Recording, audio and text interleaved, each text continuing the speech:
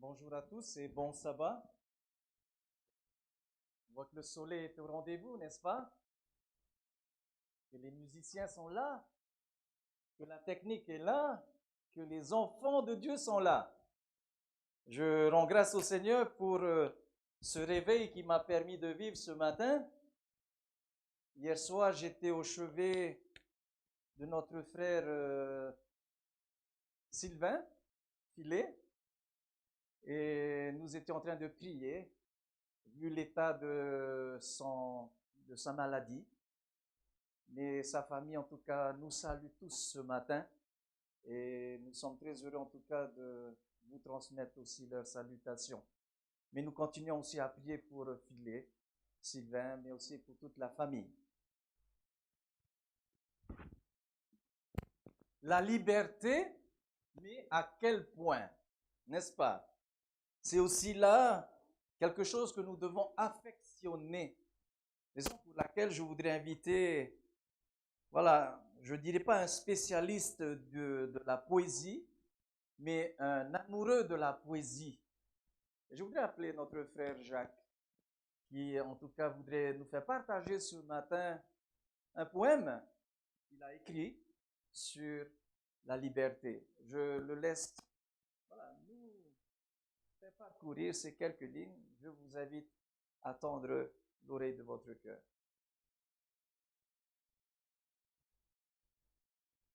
Tout d'abord, mes salutations fraternelles à l'Église dispersée à cause du coronavirus qui sévit dans le monde. Pour étayer la prédication du pasteur Mémori, j'ai écrit un poème classique sous forme d'alexandrin pour étayer sa prédication qu'il m'avait demandé. Il s'intitule Liberté.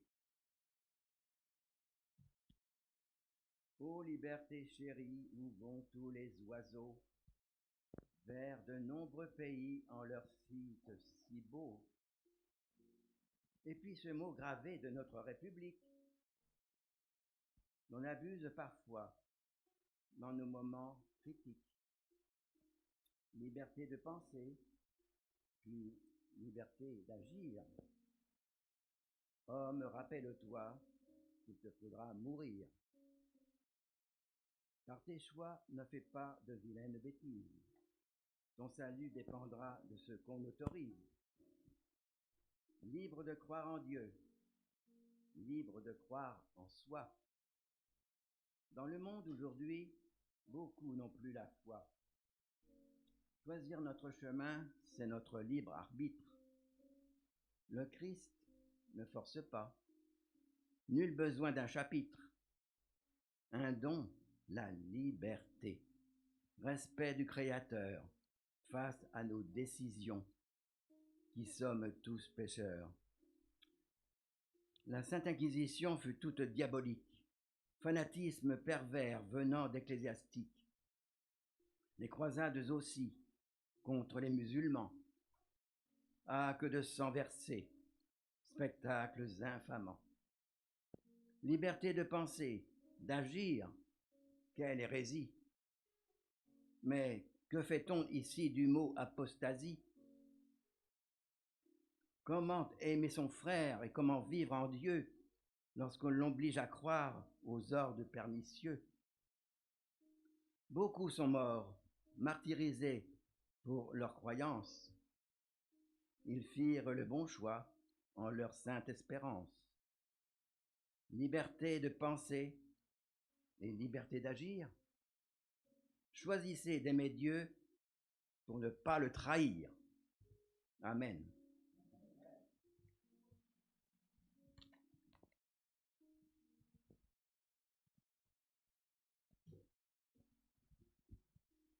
J'aime particulièrement ces derniers mots. Choisir Dieu. Voilà en tout cas un élément en tout cas qui va apporter quelque chose de formidable à la parole de Dieu de ce matin. Alors j'ai préparé un petit PowerPoint. Est-ce que la technique est OK? Je voudrais avec vous ce matin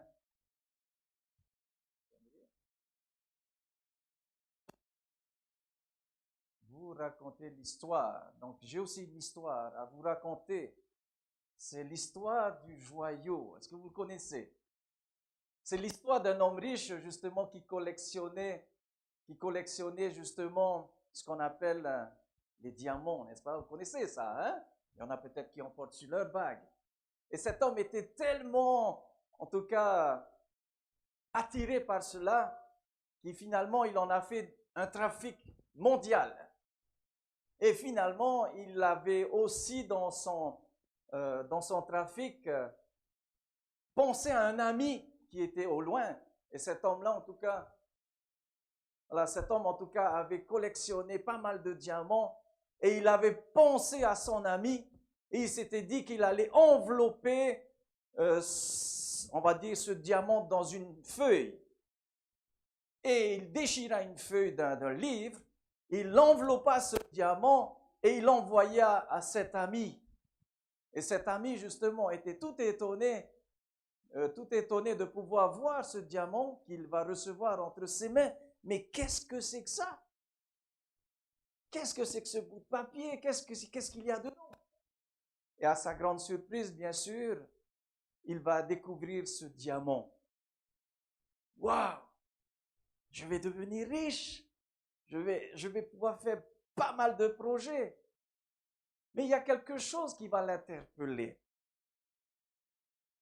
Ce n'est pas le diamant qui va l'interpeller, mais c'est la feuille dans laquelle était enveloppé ce diamant.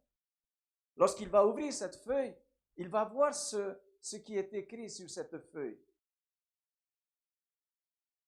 Car Dieu a tant aimé le monde qu'il a donné son Fils unique, afin que quiconque croit en lui ait péri et qu'il ait la vie éternelle. Sa vie a changé. Sa vie a changé et il a reconnu que Jésus était plus précieux que le diamant qu'il avait entre ses mains. Amen.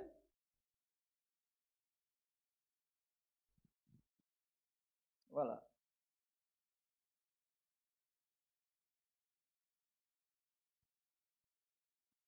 Ouais. Là où est ton cœur, là où est ton trésor, là aussi sera ton cœur. Où est basé notre cœur ce matin? Je voudrais vous raconter l'histoire de cet homme qui s'appelle Lot. Vous connaissez Lot? Pas l'autre, mais Lot. Comme disait Lot, n'est-ce pas?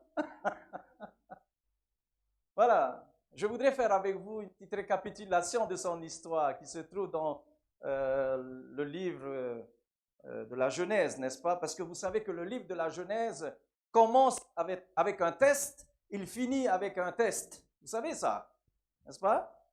Si vous ne le savez pas, maintenant vous le savez. Alors, ce qui était formidable, c'est que l'histoire de Lot va aussi nous apprendre quelque chose de très particulier, n'est-ce pas? Et nous allons voir quel mérite surtout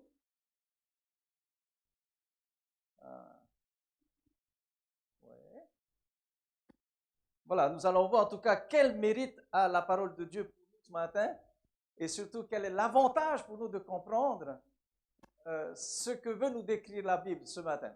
Alors, voici ce que le verset 1er nous dit.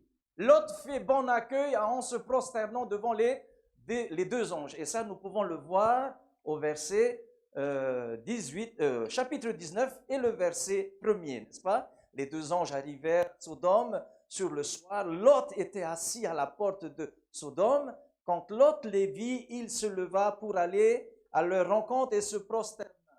L'esprit de prophétie nous dit que Lot a reproduit le même accueil que son compatriote, son cousin, si vous voulez. Son cousin qui s'appelle Abraham, qui lui aussi avait accueilli les 3 hommes qui étaient venus pour lui dire que sa femme sera porteuse d'un enfant. N'est-ce pas? C'est intéressant que ce qu'il va reproduire, c'est ce bon accueil. Voilà déjà une première leçon. N'est-ce pas? Savoir faire bon accueil aux messagers de l'Éternel. Deuxièmement, il les presse d'entrer chez eux et leur prépare à manger. l'idée va plus loin que ça. Lot va, en quelque sorte, les dérouter du chemin habituel que doivent entreprendre les messagers. Il les détourne du chemin pour entrer par un autre chemin afin d'y entrer chez lui. Intéressant, hein? Comme quoi, hein? Le chemin large mène à quoi? À la perdition. Mais le chemin étroit mène à la... Et là, vous voyez qu'il le détourne, ses messagers, Lot détourne ses messagers et les empresse à entrer chez lui. OK? Nous voyons ici qu'au verset 3, le fait non simplement de les inviter chez lui, d'empresser ces personnes de rentrer chez lui, mais aussi de préparer quelque chose à manger. N'est-ce pas? C'était la coutume. Et c'est ce que Abraham aussi a fait. Il reproduit la même chose. C'est là encore une deuxième leçon. Bien accueillir, empresser les gens, mais venez à la maison. Même si nous n'avons rien, nous allons trouver quelque chose. Et prenons place, discutons, mangeons et faisons connaissance. Troisième point. Les hommes du village veulent connaître les deux hommes que Lot a reçus chez lui. Et ça, nous voyons, c'est 4 et 7. Nous voyons qu'ici, Sodome avait une particularité, en tout cas qui aujourd'hui est encore visible, voire même dans la société dans laquelle nous vivons, dans le monde dans lequel nous vivons. Sodome était en tout cas un lieu où les relations homme-homme, femme-femme étaient tout à fait naturelles. Dû à l'exercice, on va dire, de leur pratique, pour eux, c'était de connaître ces deux hommes. Et je dis bien connaître dans le sens de rentrer en relation sexuelle avec ces deux hommes, pour leur dire « Bienvenue à Sodome ». Vous voyez jusqu'où va la pensée perverse de ceux qui étaient à l'extérieur de la maison de Lot. Ces deux messagers étaient à l'intérieur. Et c'est intéressant de voir comment l'Éternel va faire quelque chose de formidable. Merci. Lot, qu'est-ce qu'il fait? Nous allons voir ça, verset 8. Le verset 8 nous dit que, voici, je vous en prie, j'ai 2 filles. Et donc, Lot tente de protéger les anges en raisonnant les hommes du village. Il est prêt à sacrifier femmes, enfants, tout ce qu'il a, mais pas ces deux messager. Wow. C'est un peu difficile quand même ça, non? Prenez mes filles, mais pas ces hommes. Vous trouvez quelque chose de normal dans cette réaction? Mais Dieu a un plan formidable, les amis. Vous allez voir que ce qui va se passer dans la suite. Alors, les anges étendent leurs mains pour le protéger. Lui qui a tenté de protéger les deux anges ne va pas réussir finalement à protéger même sa maison. L'homme, la leçon que nous pouvons en tirer, l'homme ne peut protéger sa maison sans la présence de Dieu. You know?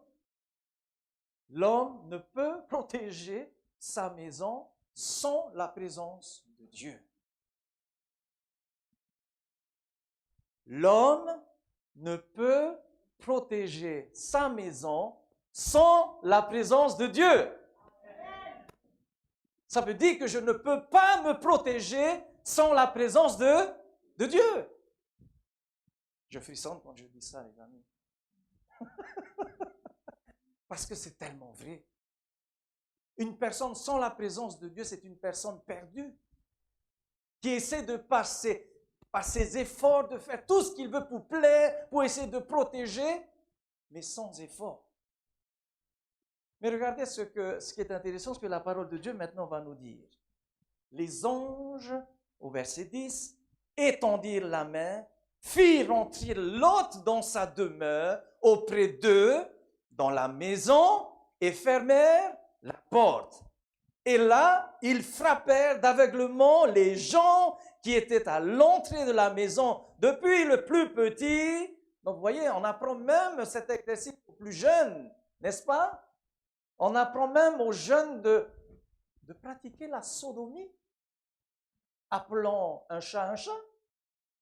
Voilà ce qui était pratiqué dans la ville de Sodome. Perverse. Jusqu'aux plus âgés, je dirais, de sorte qu'ils se donnèrent une peine inutile pour trouver la porte. Je me sens mieux. Je me sens mieux parce que les anges ont tiré Lot de l'extérieur et l'a ramené à l'intérieur. Un homme qui habite sa maison en présence de Dieu est un homme rassuré.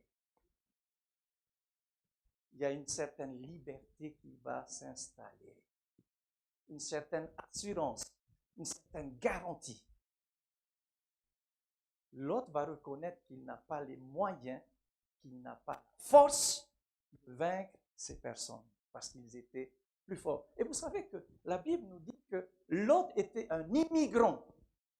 Lot n'était pas originaire de Sodome, mais il vient s'installer comme un immigrant. J'ai trouvé intéressant parce que voici ce que les gens vont dire. Retire-toi, n'est-ce pas? Et ils disent même, celui-ci est venu tout seul comme un immigrant, verset 9, et il veut faire le juge. Eh bien, nous te ferons pire qu'à eux. Je ne sais pas quoi, mais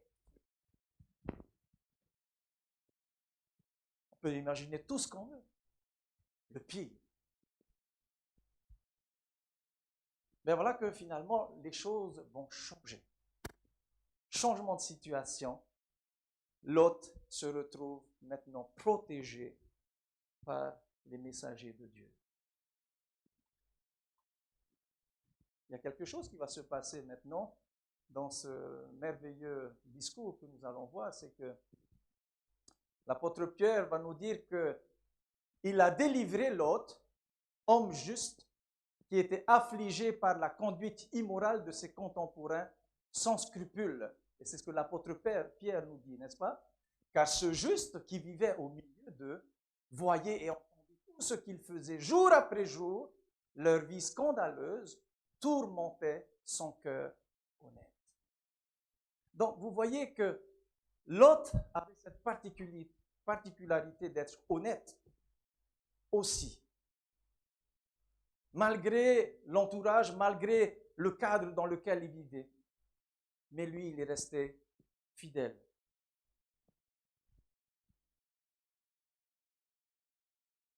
Alors, juste géographiquement, Sodome, voilà, au sud d'Israël, hein, comme vous pouvez le voir sur la carte.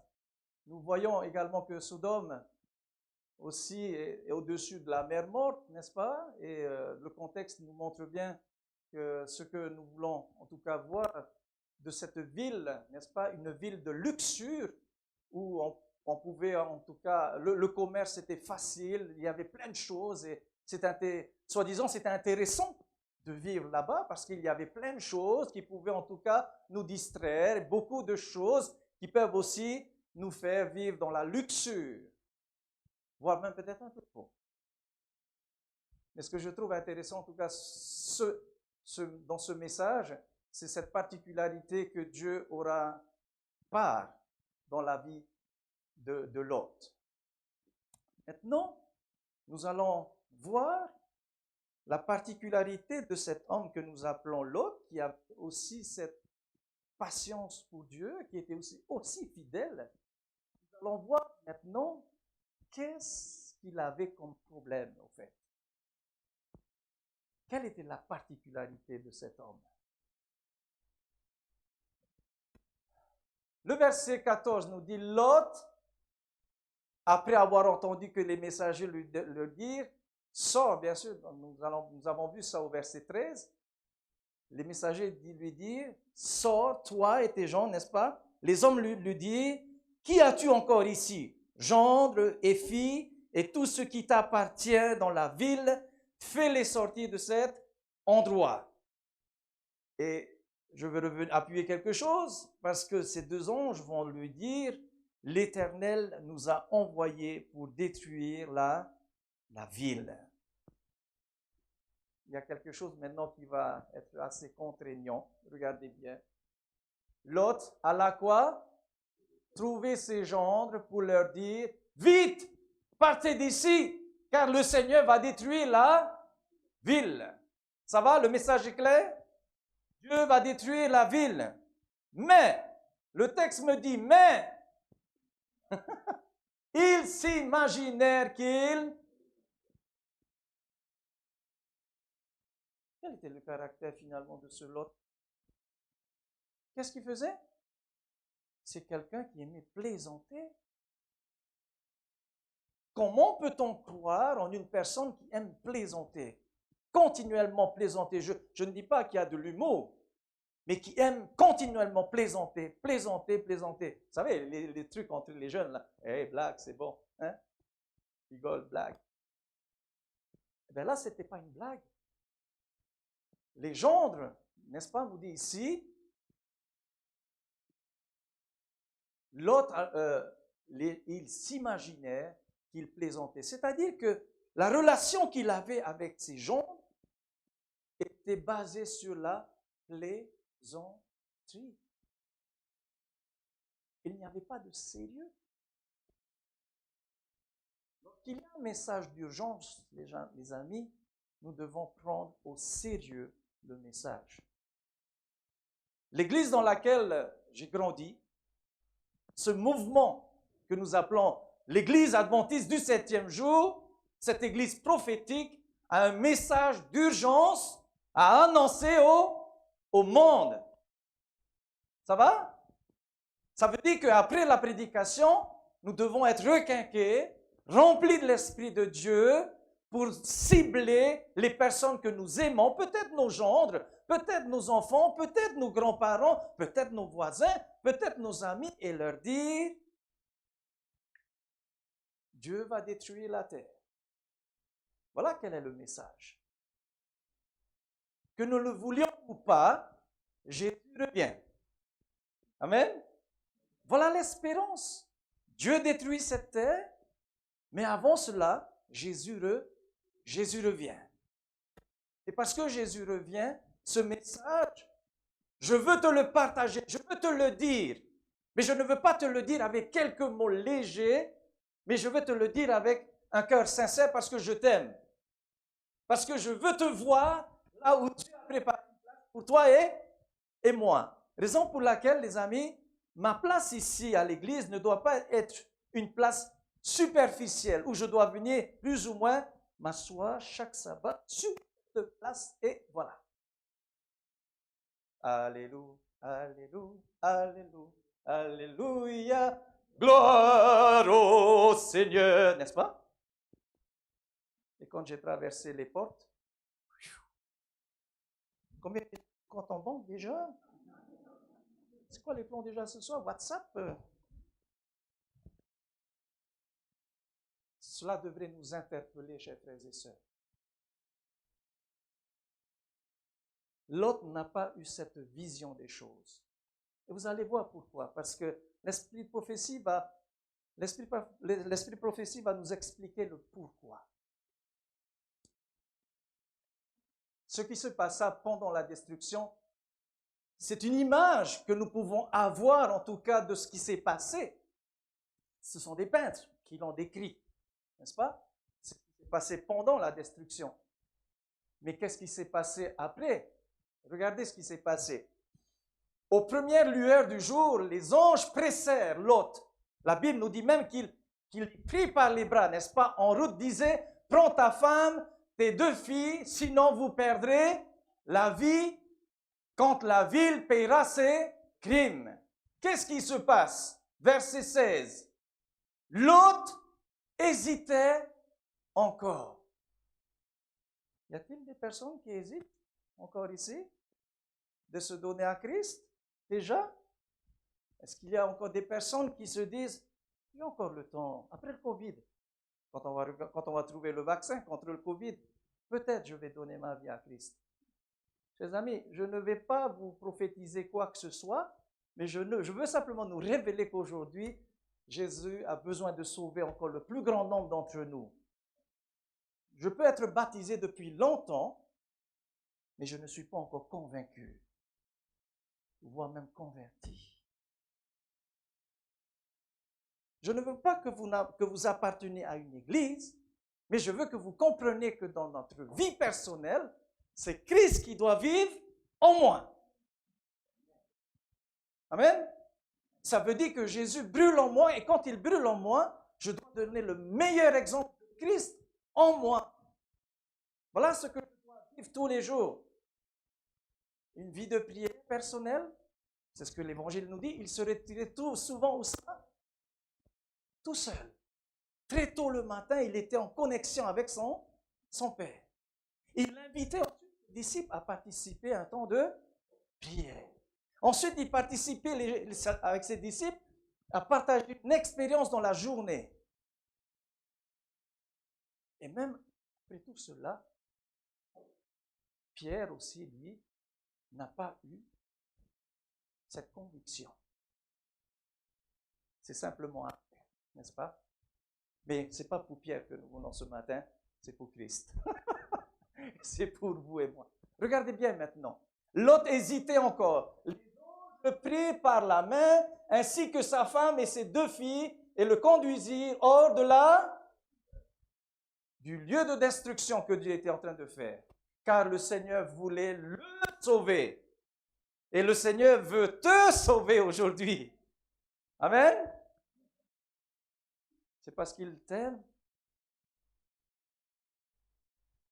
Lot n'avait pas cette pensée urgente.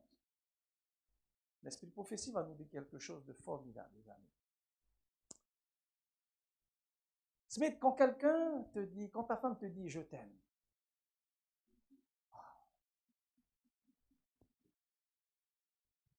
quand c'est le pasteur qui te dit « mon frère, je t'aime »,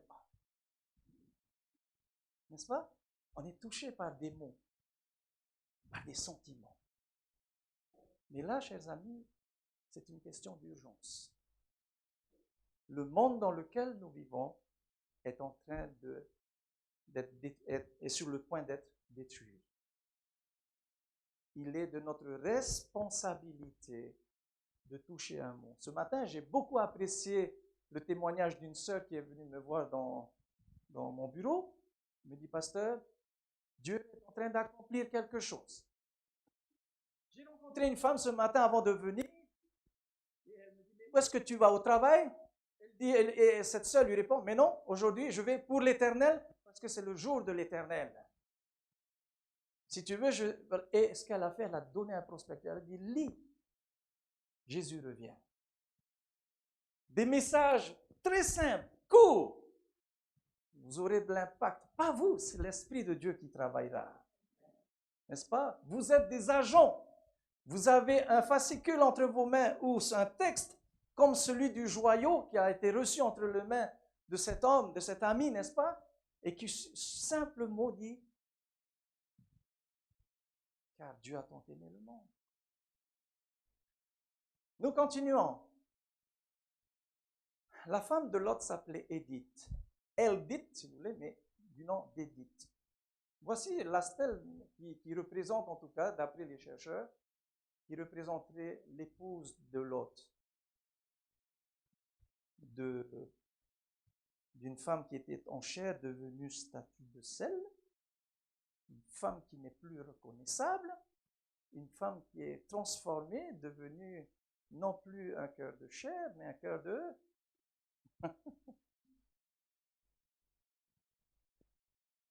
Voilà ce qui se passe, voilà ce qui reste en tout cas des ruines aujourd'hui de Sodome et Gomorrhe.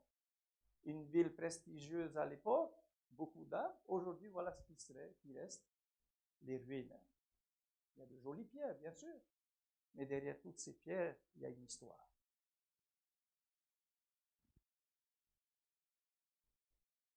Quelques monuments nous rappelant du passé.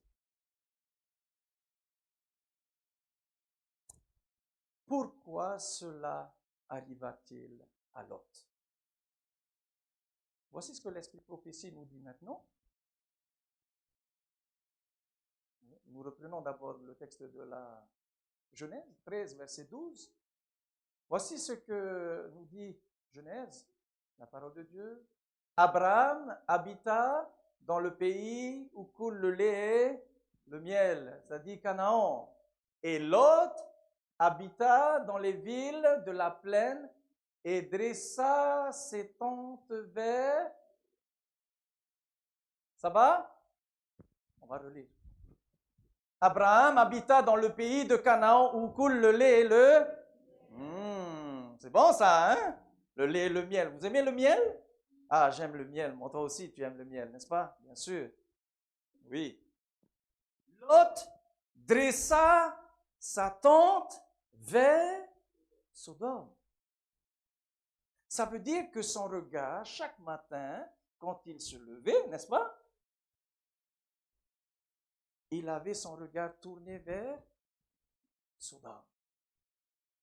Tous les jours. C'est fort la parole de Dieu, hein? Elle est forte, n'est-ce pas? On ne lit pas assez dans les détails, mais quand nous prenons le temps de nous arrêter et de lire, nous voyons que les détails sont très importants.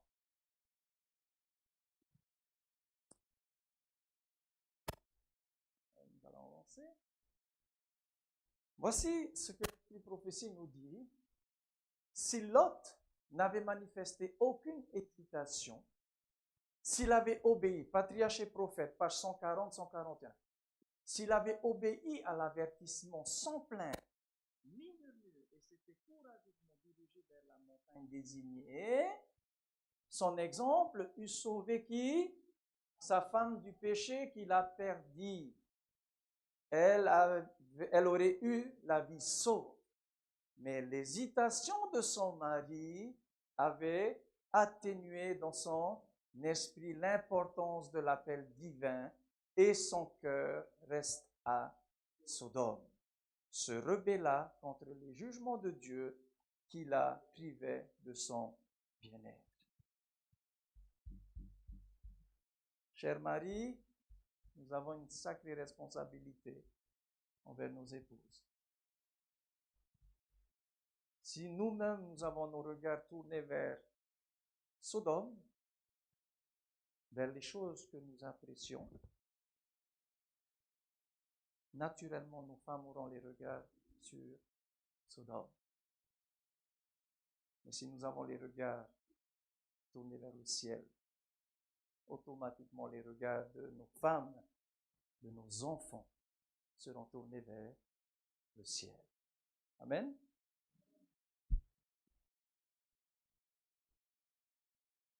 Bien souvent, nous pouvons avoir des accusations ici et là.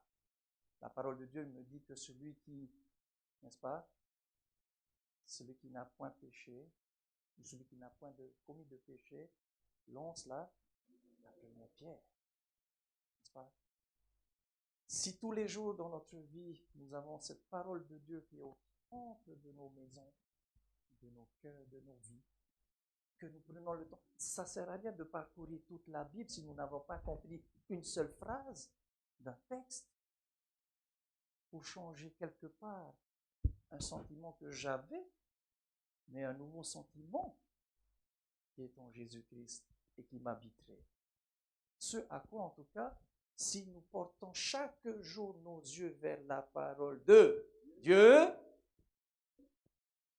nos regards, notre famille, nos femmes, nos enfants seront protégés. 1. Parce que Dieu est présent. 2. Quand nous faisons bon accueil à cette parole de Dieu, elle nous donne du réconfort. Elle nous rassure. Même dans les moments les plus sombres de notre vie, Dieu nous rassure qu'il est là. Amen. Portons nos regards vers ce qui est bon et ce qui est, en tout cas, promis par Dieu. Bien souvent, quand nous tournons nos regards vers la parole de Dieu, de suite, nous pouvons penser même aux tables de la loi, n'est-ce pas? cette loi en tout cas qui nous permet de nous, soi-disant, pour nous étayer, pour nous dire, ok, il ne faudrait pas que j'ai d'autres dieux devant ma face, mais c'est pas grave, j'aime pas mon frère, ma soeur qui vient à l'église, ça fait longtemps que nous sommes en bis-bis, mais c'est pas grave, c'est quand même aussi quelqu'un que Jésus aime, mais c'est pas grave, nous n'avons plus de relation, mais nous adorons le même Dieu. Chers amis, c'est faux. Je ne peux pas continuer à louer Dieu, à même dire son nom, si moi-même j'ai quelque chose contre mon frère et ma soeur. Dieu me rappelle à l'ordre, les amis, aujourd'hui. Et Dieu nous rappelle à l'ordre. Même dans la famille. Si nous avons quelque chose contre le fils, contre la fille, contre la belle-fille, contre qui que ce soit, nous ne pouvons pas prononcer le nom de Dieu en toute égalité. Nous ne sommes même pas dignes. Mais réclamons la présence de Dieu pour aplanir tout cela. C'est tellement beau de voir une famille épanouie, n'est-ce pas? Une famille qui s'entraide, une famille qui a de l'énergie, qui s'aime énormément, qui s'entraide. Vous savez, j'ai beaucoup apprécié, il y a une émission que j'ai beaucoup appréciée et qui est sur les réseaux, en tout cas télévisés en ce moment, de père en fils, tous sont agents immobiliers. C'est formidable, hein? Et c'est même pas de la concurrence qu'ils ont entre eux, c'est une collectivité. Et j'ai trouvé ça formidable, parce qu'il y a de la compréhension et il y a de l'amour, mais finalement, qu'est-ce qu'il leur reste si on leur glissait cette parole de Dieu dedans? Beaucoup de choses vont aussi améliorer. Et j'ai trouvé en tout cas intéressant de se dire, waouh, quand l'amour est réellement présent, Dieu bénit. Amen. J'ai mis cette photo parce que j'aime voir quand la présence de Dieu est au milieu d'une famille, n'est-ce pas? Voilà. Les amis, si ce n'est pas le cas, demandez à Dieu comment essayer, comment réparer des choses, comment essayer de ramener des choses à leur place. Et Dieu nous aidera. Dieu ne nous laissera jamais errer sans réponse, sans moyen. C'est lui qui est la clé de toute chose. Nous avons besoin d'humilité. Mettons nos égos de côté, reconnaissant que peut-être nous avons un petit peu d'orgueil et les choses vont peut-être mieux passer. Peut-être moins de doute même aussi. Le verset 27 nous dit que les hommes mangeaient, bien sûr, nous avons ce texte de l'Évangile, donc au retour de Jésus, les hommes mangeaient, buvaient, se mariaient leurs enfants, jusqu'au jour où Noé entra dans l'arche, le déluge. Et là, je voulais parler, bien sûr, de l'état de Noé, bien sûr, qui avait aussi cette excellence de pouvoir conduire ses enfants, qui a également été sauvé grâce à sa fidélité à Dieu, à son obéissance. Et maintenant, au verset 28, ce qui arriva du temps de Lot arriva pareillement. Les hommes mangeaient, buvaient, achetaient, vendaient, plantaient, bâtissaient, mais le jour où Lot sortit de Sodome, une pluie de feu et de soufre tomba du ciel et les fit tous périr. Il en sera de même le jour où le Fils de l'homme paraîtra. Voilà, ce sont des paroles en tout cas que nous avons peut-être l'habitude de lire, mais est-ce que nous prenons réellement conscience de cela? Je pense qu'il est temps, chers amis, de pouvoir faire une opinion personnelle de notre vie et se dire qu'est-ce qui ne va pas ou qu'est-ce qui me manque tout simplement qui m'empêche peut-être de donner ma vie à Christ. Non. Allez tel que vous êtes. N'essayez pas de réparer vos erreurs avant d'aller à Christ. Allez à Christ et lui vous donnera la solution. Amen. C'est lui qui donne toutes choses. Lot avait aussi cette particularité, vous savez. Quand Dieu lui dit, cours vers cette montagne, Lot va dire, non, il y a une petite ville là-bas. Je peux me réfugier là-bas, n'est-ce pas? Ça me fait penser à Jonas, ça. Hein? Va à Ninive. Oui, mais je préfère là-bas, n'est-ce pas? Tarsis, ce n'était pas le lieu où Dieu voulait que Jonas y aille. Mais Dieu voulait exactement que Jonas aille à Ninive. Notre cher ami Lot, qu'est-ce qui se passe? l'autre, lui, va aussi, on va dire, essayer de négocier avec Dieu, n'est-ce pas? Pas là-bas, mais là. Je pense que là, c'est bon aussi, Seigneur, n'est-ce pas?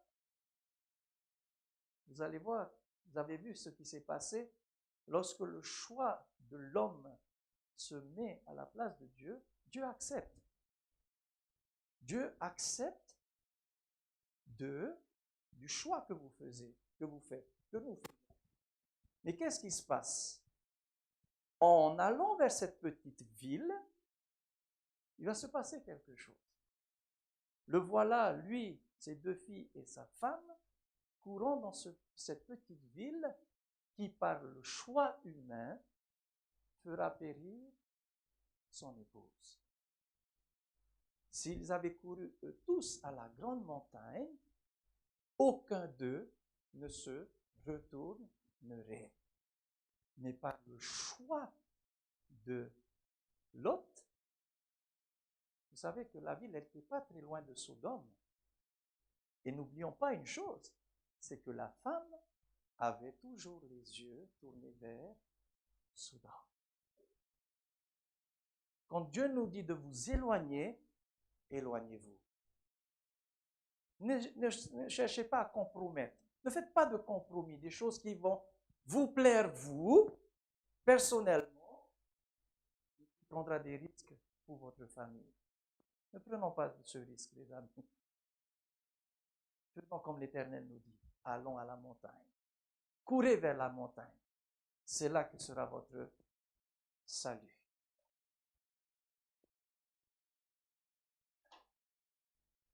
Car ton cœur sera toujours là où sont tes richesses. Si Christ est pour toi cette richesse, alors cours vers cette montagne. Si Christ est pour toi cette montagne, cours vers lui. Cours vers lui. Lève-toi, cours vers lui. Que Dieu puisse nous aider, en tout cas, à prendre conscience de l'état dans lequel nous vivons aujourd'hui. Nous sommes tous masqués, bien sûr. Le péché aussi a masqué la pureté de nos âmes devant Dieu. N'est-ce pas? Bien sûr, nous avons nos mesures sanitaires, mais nous avons aussi, nous, cette communion avec le Christ. Et la communion avec le Christ nous permet en tout cas de vivre cette purification de l'âme, de nos péchés, et grâce à ça, nous sommes protégés par le sang de Jésus. Chers amis, je voudrais en tout cas bénir le nom du Seigneur et vous dire que la plus grande joie que j'ai aujourd'hui, c'est que des hommes et des femmes ont compris que la première chose à faire dans la vie, c'est d'aller à Christ. Et c'est ce que je vous invite. Si vous n'avez pas fait ce choix, pour pouvoir connaître qui est Christ, allez dans sa parole. Il est l'auteur de ces livres. Regardez dans Jean 5, 39, n'est-ce pas? Qu'est-ce qu'il dit ce texte? Vous sondez les Écritures parce que vous pensez avoir en elles la vie éternelle. Il est question de vie éternelle, n'est-ce pas? Dieu nous a promis la vie éternelle. Oh oui, nous avons envie de vivre le plus longtemps et le plus éternellement possible. Mais là, il est réellement question d'absence de mort. Plus de mort. L'Apocalypse nous dit qu'il n'y aura plus ni deuil, ni cri, ni douleur, car les premières choses auront disparu. Et voici que toute chose sera nouvelle. Et l'Évangile nous dit, et c'est moi. L'Évangile, en tout cas, rend témoignage de moi. En lisant la vie de Jésus, vous allez apprendre à adopter, à changer plein d'attitudes, plein d'habitudes peut-être que vous aviez à l'époque. Et vous allez vous rendre compte que cet homme est vraiment un exemple pour chacun d'entre nous. Bien que nous ayons des caractères différents, mais c'est un modèle par excellence. Que Dieu nous bénisse et nous garde encore dans sa grande miséricorde. Et je vous souhaite encore à tous de passer un excellent sabbat, et même à ceux qui nous suivent par Internet, soyez bénis aussi en ce jour. Amen.